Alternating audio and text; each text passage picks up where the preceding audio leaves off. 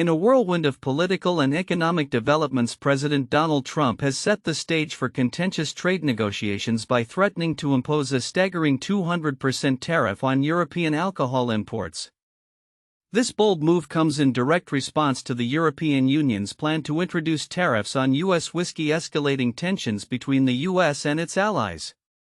Trump took to his social media platform Truth Social, stating, "If this tariff is not removed immediately, the U.S. will shortly place a 200% tariff on all wines, champagnes and alcoholic products coming out of France and other EU-represented countries." He further claimed this will be great for the wine and champagne businesses in the U.S., indicating an intent to bolster domestic industries at the expense of international trade relationships. As these trade disputes unfold, the clock is ticking for Congress to avert a government shutdown. With a looming deadline, Democrats are mobilizing to challenge a funding bill passed by the House that has faced significant opposition in the Senate.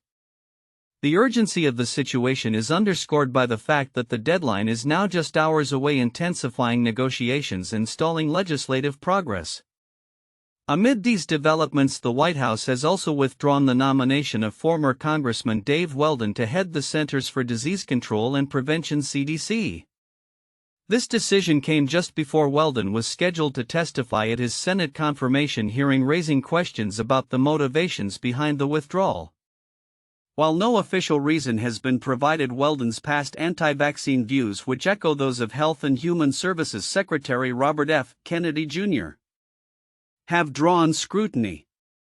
Observers note that this withdrawal could signify a broader struggle within the administration regarding public health leadership, particularly as the nation continues to grapple with pandemic-related challenges. On the international front, the dynamics of the ongoing conflict in Ukraine are shifting as Russian forces reportedly regain territory previously held by Ukrainian troops. This military advancement has been met with skepticism regarding the prospect of peace negotiations. Kremlin aide Yuri Ushakov dismissed a proposal from the Trump administration for a 30-day ceasefire, describing it as merely a breather for Ukrainian forces. Instead, he emphasized Russia's demands for Ukraine's recognition of territorial claims and military restrictions, complicating any potential diplomatic solutions. Trump's aggressive economic policies have raised alarms within his own party, particularly as the stock market experiences a downturn and fears of a recession loom. The Dow Jones Industrial Average has seen a decline of about 7% this month, prompting unease among Republican leaders who worry about the consequences of Trump's tariff strategies and workforce reductions across federal agencies. There are worries, said a source familiar with discussions among White House officials, highlighting the immediate impact these policies have on market stability. As the administration navigates these turbulent waters, the implications of these trade threats, domestic political maneuvering, and international conflicts are likely to resonate well into the future. With Trump's insistence on radical policy shifts, the coming days will be critical in determining not only the fate of U.S.-European relations but also the domestic political landscape as Congress seeks to stabilize governance amidst uncertainty. The unfolding events signal a pivotal moment in Trump's presidency, as both supporters and critics await the potential fallout from these bold moves. In a week marked by escalating tensions between the United States and both Canada and the European Union, President Donald Trump's administration has launched a series of controversial trade measures and funding cuts, raising concerns among various sectors and prompting responses from affected parties. At the forefront of this tumultuous landscape is Trump's recent announcement threatening a staggering 200% tariff on all alcoholic products imported from the European Union, including wines and champagnes. This decision follows the EU's implementation of a 50% tariff on U.S. whiskey, a retaliatory move against Trump's prior tariffs on steel and aluminum. In a post on his social media platform Truth Social, Trump stated, "If Europe does not lift its tariff on whiskey, I will impose the 200% tariff on all wine, champagnes, and alcoholic products coming out of France and other EU nations." This move has drawn criticism from industry groups such as the National Association of American Wineries, which argues that tariffs ultimately harm all stakeholders from grape growers to consumers. Simultaneously, Trump's administration has made significant cuts to funding for Columbia University amounting to $400 million following criticisms of the institution's handling of pro-Palestinian protests last year.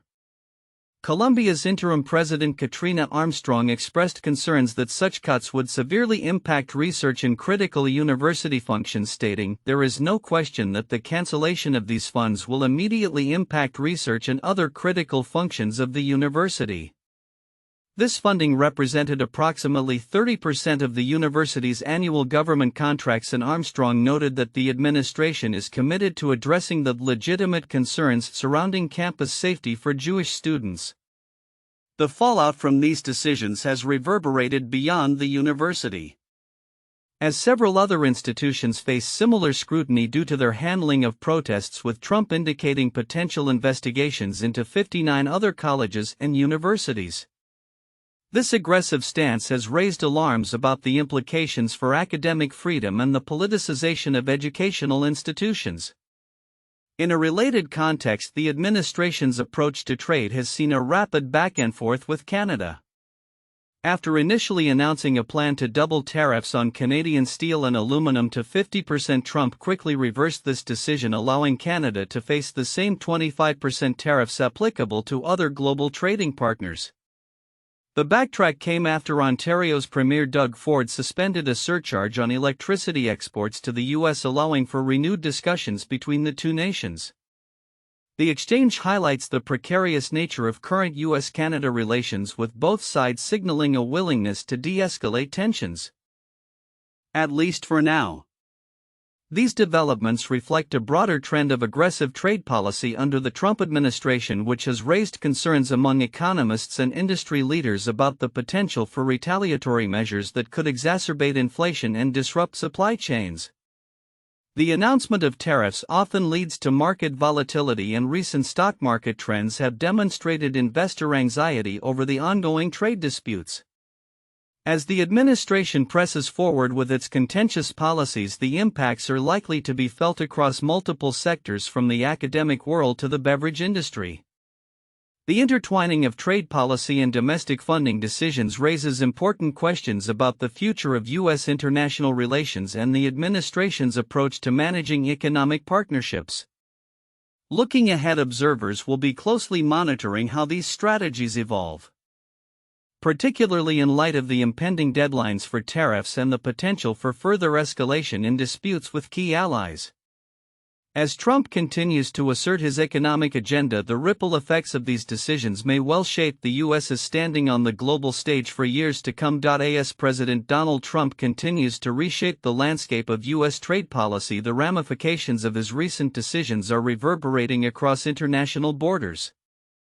On March 13, 2025, the Trump administration officially increased tariffs on all steel and aluminum imports to 25%, a move that has prompted immediate and robust retaliatory actions from key allies, including Canada and the European Union. In a decisive response, Canada announced it would impose reciprocal tariffs on U.S. steel products along with a variety of other goods, including tools, computers, and agricultural products. Canadian Foreign Minister Melanie Joly directly addressed American consumers, urging them to consider the impacts of these tariffs on their everyday lives. These tariffs are taxes. They are bad for business and even worse for consumers, said European Commission President Ursula von der Leyen, highlighting the broader implications of these trade tensions. The European Union is set to implement tariffs on approximately $28 billion worth of U.S. goods, targeting items that are strategically chosen to amplify pressure on Republican-held states. This calculated approach aims to minimize collateral damage to European economies while maximizing political impact within the U.S. Von der Leyen emphasized, prices will go up in Europe and the United States and jobs are at stake. The trade conflict has sparked fears of economic slowdown, with analysts predicting that companies will either absorb the increased costs or pass them on to consumers, leading to higher prices across various sectors. The American Chamber of Commerce to the EU voiced concerns, stating the U.S. tariffs and EU countermeasures will only harm jobs, prosperity, and security on both sides of the Atlantic. Moreover, as the dust settles on these punitive measures, the potential for negotiations remains a glimmer of hope amid escalating tensions. Canada's incoming Prime Minister Mark Carney expressed readiness to engage with Trump provided that discussions respect Canadian sovereignty and prioritize a comprehensive trade approach. Carney stated workers in both countries will be better off when the greatest economic and security partnership in the world is renewed. As these developments unfold, President Trump is not only grappling with the fallout from his tariff policies but also facing significant political challenges at home. The deadline for the federal government to avoid a shutdown looms, with Senate Democrats signaling their unwillingness to support a bill passed by House Republicans. The interplay between these domestic political dynamics and international trade relations adds another layer of complexity to the current administration's agenda. The global trading landscape is now at a critical juncture, with both the EU and Canada poised to leverage their economic might in retaliation to U.S. policies. With the potential for further escalation, including Trump's promise to respond to European tariffs, the coming weeks will be pivotal in determining whether diplomacy can prevail over confrontation. As the situation develops, the international community will be closely watching the interactions between the US, Canada, and the EU.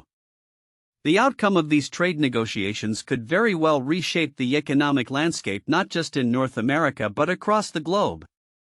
The stakes are high, and the implications of these tariffs will be felt for years to come, making it essential for all parties involved to pursue dialogue and reconciliation in the face of growing tensions. As the political landscape in the United States continues to evolve, President Donald Trump's handling of the economy has come under increasing scrutiny.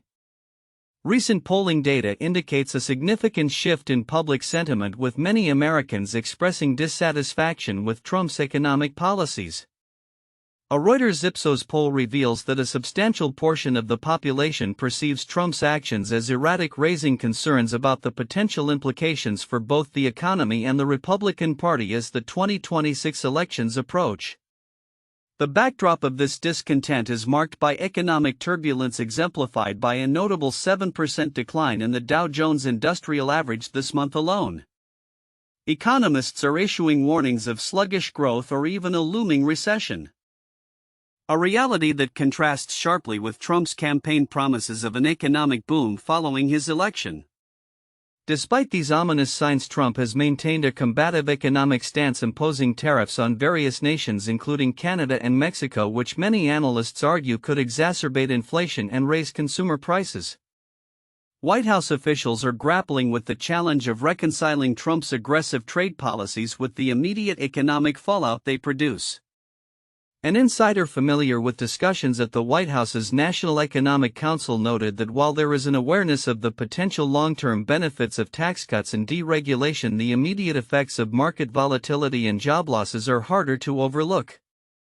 There are worries, the source shared, highlighting the precarious position of both the administration and its Republican allies. In a bid to address these economic challenges, Agriculture Secretary Brooke Rollins defended the administration's approach on Fox News, stating the president is so focused on not the short term. He truly wants to fix America. However, this message seems at odds with the sentiments expressed by many voters who are feeling the direct impact of rising prices and economic instability. Republican lawmakers are increasingly anxious about the political repercussions of Trump's economic strategy. As the party prepares for upcoming elections, the prospect of a recession could prove detrimental to their chances. Several senators have voiced concerns over the administration's trade policies, which have led to retaliatory tariffs and uncertainty for industries reliant on stable international trade. Senator Rand Paul of Kentucky remarked on the negative implications for his state's economy, stating there are stories coming out talking about cars costing $10,000 more. Now that you add lumber costs to that and steel with tariffs, nobody at home is coming up to me and saying please put tariffs on. As frustration grows among constituents, some Republicans are urging their colleagues to take action against Trump's tariff policies. Opinion pieces such as one from USA Today argue that Congress has the authority to rein in the president's unilateral decision-making regarding tariffs, emphasizing the need for lawmakers to prioritize the economic well-being of their constituents over party loyalty. Congress could put a stop to this anti-economic insanity at any point, the piece states, calling for a collective effort to reclaim control over trade policy. The internal discord within the Republican Party is palpable as some members advocate for a more cautious approach to trade while others align with Trump's aggressive tactics. This division could have significant ramifications in the run-up to the 2026 elections, particularly for those in swing districts who may suffer the consequences of a faltering economy. Looking ahead, the path forward remains uncertain. With voters becoming increasingly aware of the economic toll of Trump's policies, the Republican Party faces a critical juncture. As the economy continues to fluctuate and public sentiment shifts, lawmakers will need to navigate the delicate balance between supporting the president and addressing the concerns of their constituents. The outcome of these dynamics could very well shape the political landscape for years to come, making it imperative for Republican leaders to reconsider their stance on Trump's economic policies as they prepare for the challenges that lie ahead, in a significant move that could reshape the leadership structure of the U.S. military. President Donald Trump has formally nominated retired Air Force Lieutenant General Dan Razin Kane for the position of Chairman of the Joint Chiefs of Staff. The nomination was submitted to the Senate on March 10, 2025, and subsequently referred to the Senate Armed Services Committee for review. If confirmed, Kane would step into the role amid a backdrop of escalating global tensions and a renewed focus on modernizing military capabilities. Kane's nomination follows Trump's recent dismissal of General Charles C.Q. Brown from the chairmanship, a decision that has drawn considerable attention. The president has publicly lauded Kane's military credentials, specifically highlighting his effectiveness in combating the ISIS terrorist group during his first term. "He's a real general, not a television general," Trump remarked at an investment summit in Miami, emphasizing his belief that the military's leadership needs revitalization. This sentiment reflects Trump's broader strategy of appointing individuals perceived as strong military leaders as he seeks to navigate complex international conflicts. However, Kane's candidacy is not without controversy. The retired general does not meet the standard criteria for the position, specifically lacking a 4-star rank, which has led to speculation about whether Trump will issue a waiver to facilitate Kane's confirmation. Historically, such waivers are uncommon, raising questions about the implications of bypassing established military protocols. Secretary of Defense Pete Hegseth expressed confidence in Kane's leadership abilities, stating, "General Kane embodies the warfighter ethos and is exactly the leader we need to meet the moment." As the Pentagon embarks on an ambitious modernization agenda that prioritizes artificial intelligence and advanced military technologies, Kane's experience could prove invaluable. The Senate Armed Services Committee, now tasked with evaluating Kane's nomination, is expected to scrutinize his qualifications closely. Senator Jack Reed, the committee's ranking Democrat, conveyed a measured approach, indicating that while he does not know Kane personally, the committee will conduct a thorough review. Reed emphasized the importance of military leaders being willing to provide honest assessments rather than merely echoing presidential sentiments. Kane's military career is marked by a diverse array of roles, culminating in his position as the Associate Director for Military Affairs at the CIA, which he held until December 2024. Following his retirement, he transitioned to the private sector, securing roles in various investment and advisory capacities, including positions at Voyager Space and Ribbit Capital. This blend of military and entrepreneurial experience positions him uniquely to navigate the intersection of defense and emerging technologies. As the situation unfolds, Kane's nomination is poised to shape not only the leadership of the Joint Chiefs of Staff but also the direction of U.S. military policy in the years to come. With Trump's administration pushing for a substantial reallocation of defense spending to align with its strategic priorities, reportedly aiming to redirect $50 billion from the upcoming budget, the stakes for Kane's confirmation could not be higher. Looking ahead, the Senate's confirmation process will serve as a critical litmus test for Kane's suitability and the Trump administration's broader defense strategy. As global security dynamics evolve, the implications of this nomination may resonate far beyond the Pentagon, influencing U.S. military posture and international relations in significant ways. In a significant diplomatic move, South African President Cyril Ramaphosa hosted senior European Union officials for a summit aimed at strengthening trade and diplomatic ties amid the shifting landscape of international relations shaped by the Trump administration's foreign policy. This gathering, which marked the first EU-South Africa summit since 2018, underscored the EU's keen interest in reinforcing its presence in sub-Saharan Africa, where South Africa stands as its largest trading partner. European Commission President Ursula von der Leyen and European Council President Antonio Costa arrived in Cape Town at a time when both the EU and South Africa are grappling with the implications of the U.S. approach under former President Trump. The meeting comes in the wake of retaliatory tariffs announced by the EU against the U.S., a response to Trump's controversial tariffs on steel and aluminum imports, which have strained transatlantic relations. Our summit will explore new avenues for economic trade and investment cooperation, as well as address any challenges in trade irritants, stated the European Council, highlighting the necessity of collaboration in the face of evolving global dynamics. The summit's agenda was further complicated by recent actions from the Trump administration, including an executive order that cut all U.S. funding to South Africa, following accusations of human rights violations and support for groups perceived as antagonistic to American interests. Von der Leyen's visit is expected to reaffirm the EU's support for South Africa's presidency of the Group of 20 G20 this year. The EU's backing is critical as South Africa aims to leverage its leadership position to push for debt relief and increased financing for climate change mitigation, a move that has not received similar attention from the U.S. Secretary of State Marco Rubio, who has publicly dismissed these priorities. In response to the U.S. withdrawal from international agreements that supported clean energy transitions in developing countries, the EU plans to announce a new investment package during the summit. This initiative will focus on financing green energy projects, improving transport infrastructure, and enhancing vaccine production capabilities in South Africa. My message is clear: Europe values its partnership with South Africa, von der Leyen emphasized, indicating a commitment to deepen ties despite the geopolitical challenges posed by U.S. policy. The summit's outcomes may have lasting implications not only for South Africa and the EU but also for the broader international community navigating the repercussions of a more isolationist U.S. foreign policy. As South Africa capitalizes on its role in the G20, it also seeks to position itself as a leader in advocating for the needs of poorer nations, particularly in the context of global economic recovery post-pandemic.